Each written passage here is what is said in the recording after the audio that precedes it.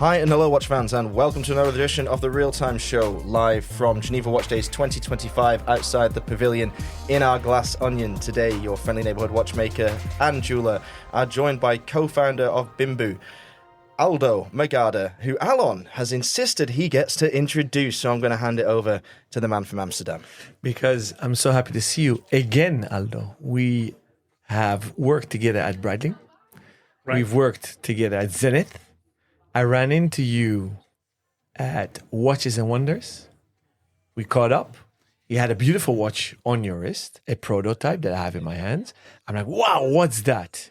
You said, wait till Geneva Watches. And here we are with a new brand, Bimbu. Exactly. What does the name mean, dear Aldo? The name of the brand, it's always very difficult to find a good brand name. But the name is coming from our family history. It's a nickname between my brother Mario and I. And since we have 4 or 5, and it's probably coming from the bimbo, the baby in Italian. And we decided to take it because we love this name. And it's easy to pronounce in every language. And also what is important is reflecting something very important for us is the family link.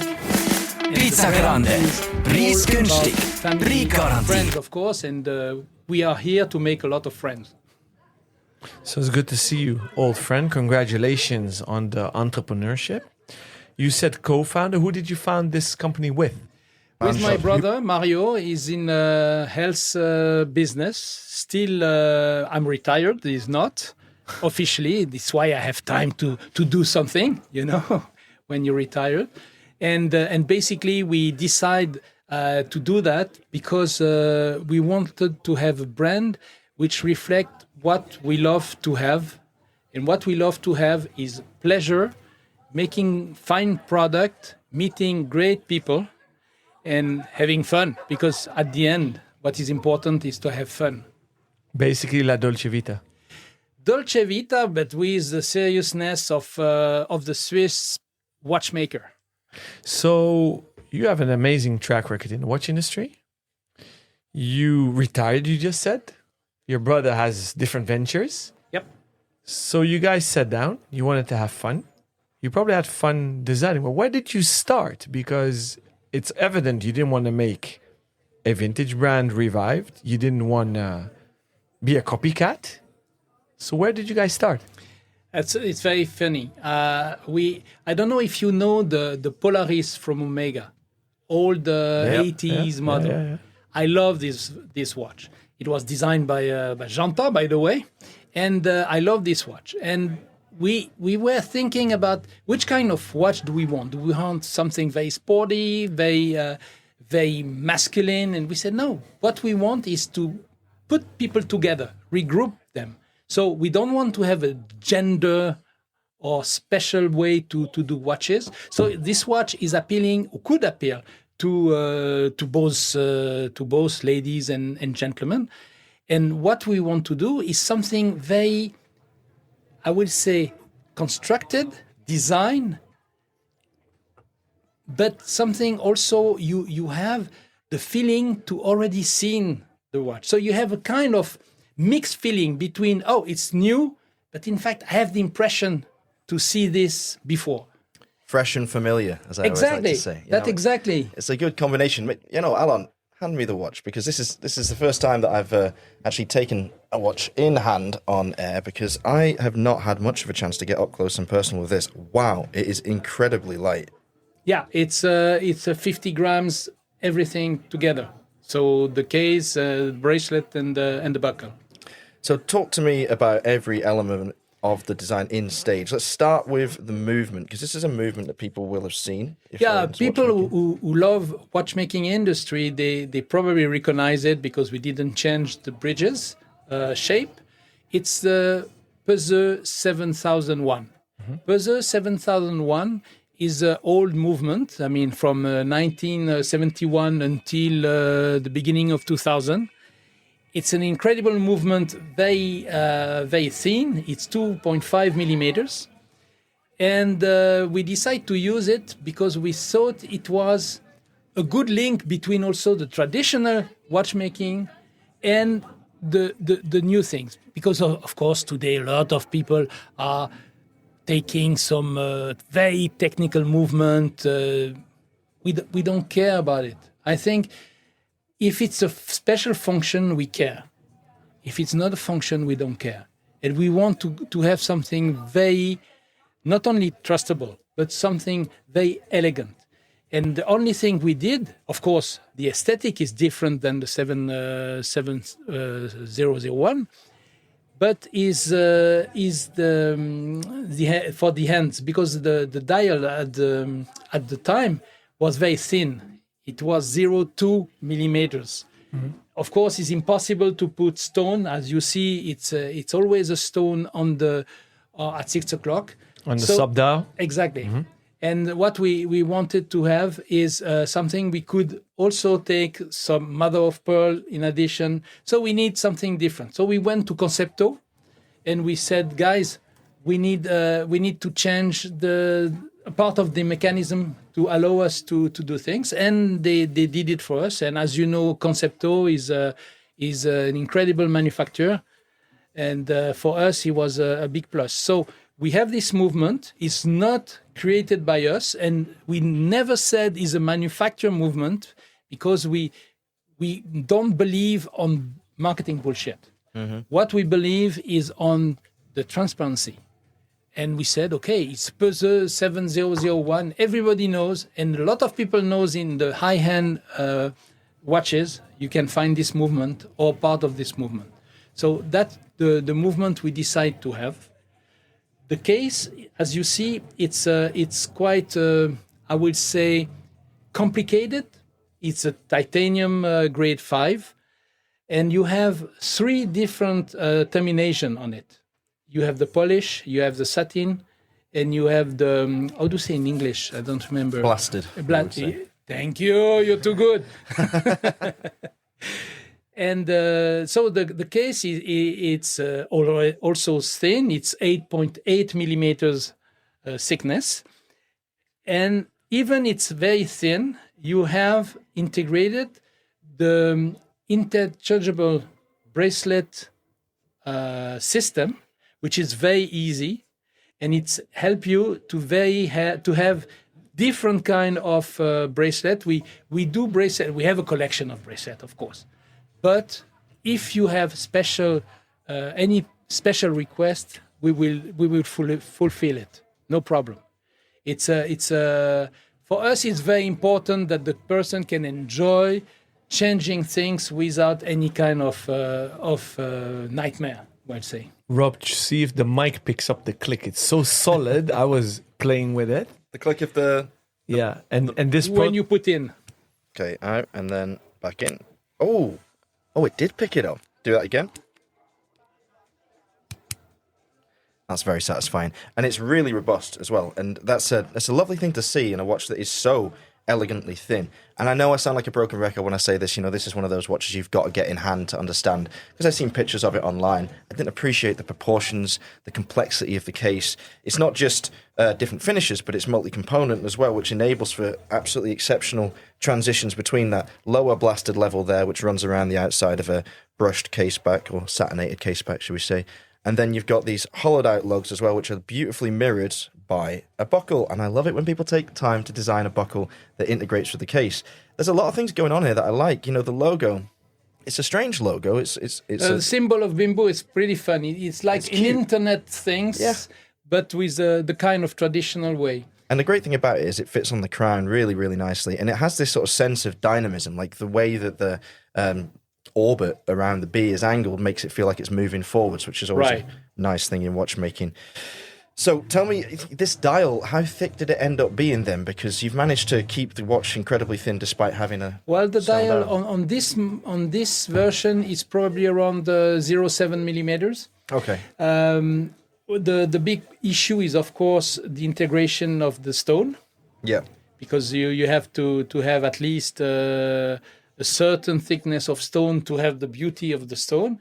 And you have also the index. If you see the index is not the Superluminova index, It's ceramic superluminova. So it's very detailed and precise cut. Unfortunately, I didn't take some loop. I have one here. So you will be able to see. But that's the kind of detail we love it. Mm-hmm. We think that people who are passionate about watchmaking industry and watches, they love to discover their watch. You know, it's like sometimes you see some beautiful lady, but after 30 seconds, nothing special. And other time, you see ladies and you discover the beauty is absolutely fantastic because it's just more than the first look. And that is a little bit what we are proposing here. I can very much imagine that it is a watch that would really grow on you over time. I mean, it's made an impact on me just straight out of the gate, but it is something as well that has so many nuances to the design. Obviously, comes from a lot of experience, a lot of observation, and I imagine many prototypes and a long road to get into this level. Not really. It's funny. We take a lot of times to discuss with the designer. We are working with Edge Design. I don't know if you know the two guys, Olivier Le and Fabrice Gonnet. These guys are talented and they do a lot of different models. But I took time to make a brief because, you know, my first job was a product manager. So when you are product manager, you're supposed to be able to do a proper brief and not something like you see too often now in the watchmaking. People are taking some picture and they said, okay, I want to have the bezel of this, the dial of that, but something totally new.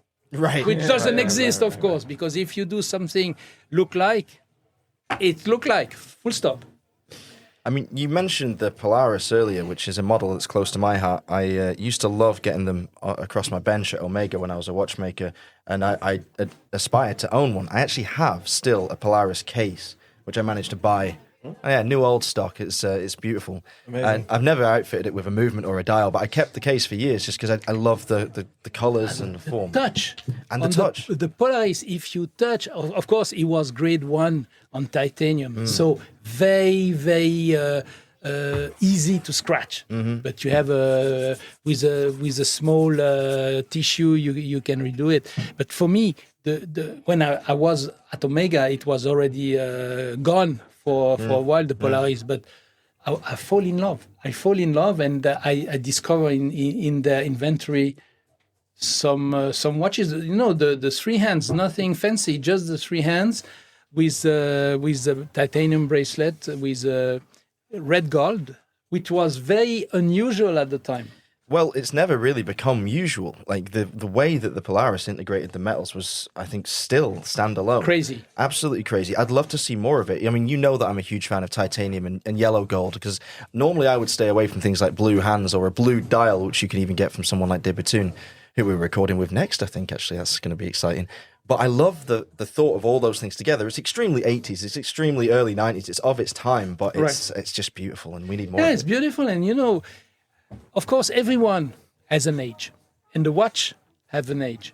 So you on every model, on every kind of period of time, you have some possibility to see, it's an 80s, 70s, but whatever. If it's beautiful, it's beautiful. Full stop.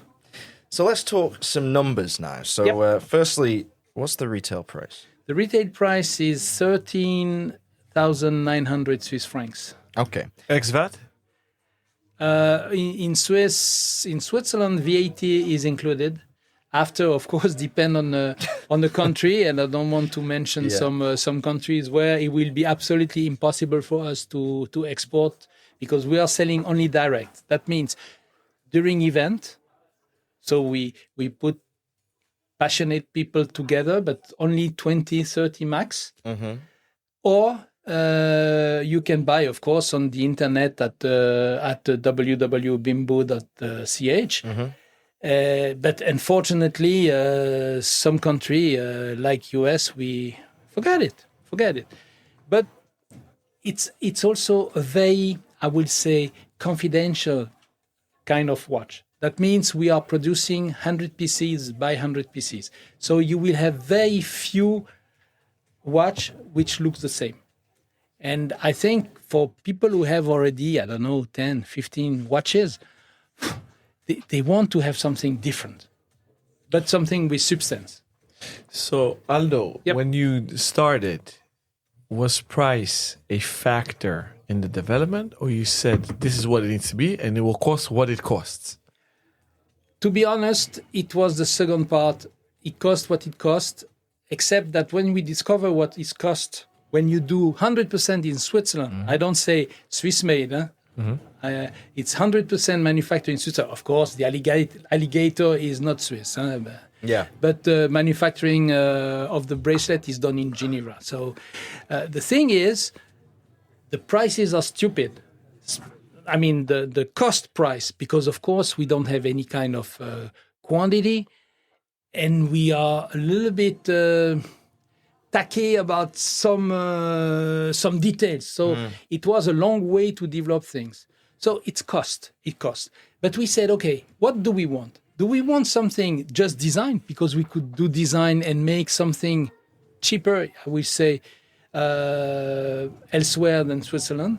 Or we want to celebrate also the Swiss watch industry with the craziness and the beautiful partner we have in Switzerland who can make extraordinary product.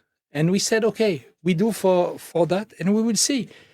I hope we will meet some people who are totally online with us. So on the case back, it says Swiss manufactured indeed instead of Swiss made. Yep, it's made in La Chaux-de-Fonds, AB product. Beautiful. Yeah, you can't get much better than Aurelian. That is absolutely top draw.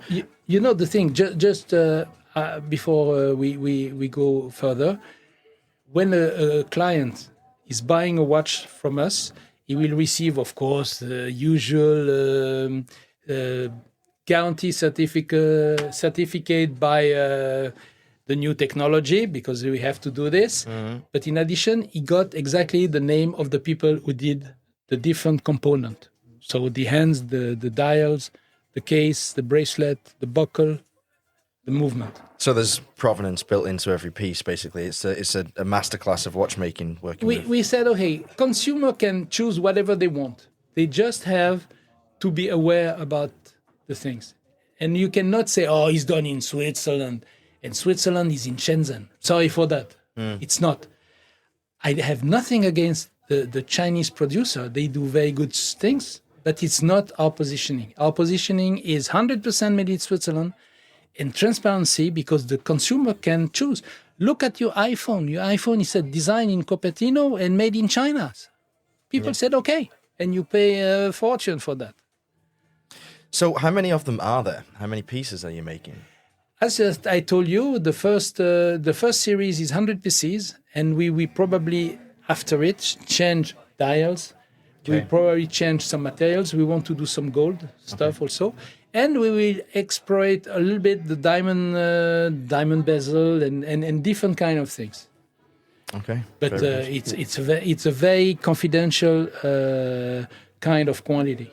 So using the Perceau caliber as a base, of course, is something a lot of brands have done in different degrees of success. And also you find it now in very many different price points.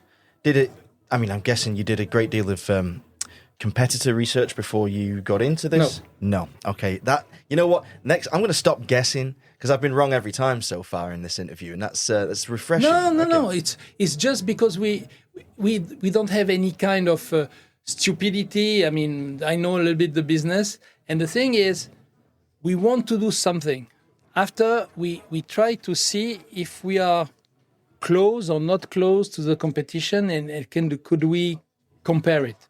And I think the best judge will be the consumer. He will say, hey, guys, you're crazy, or guys, I love it.